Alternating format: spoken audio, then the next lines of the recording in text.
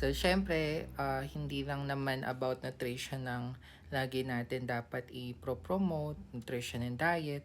Pero ito ay video, panawagan para sa mga nakaupo sa taas na sana hindi lang medical or about teachers or whatsoever ang tutukan nyo sa problema ng Pilipinas. So, panawagan din ito na sana pati yung wastong nutrisyon ng mga tao, lalong-lalo na yung sa mga walang kakayahan na makabili at makakain ng mga masustansyang pagkain, sana mabigyan nyo din ng pondo at sana matutukan nyo din. Hindi lang lagi sana yung ibang issue na nangyayari.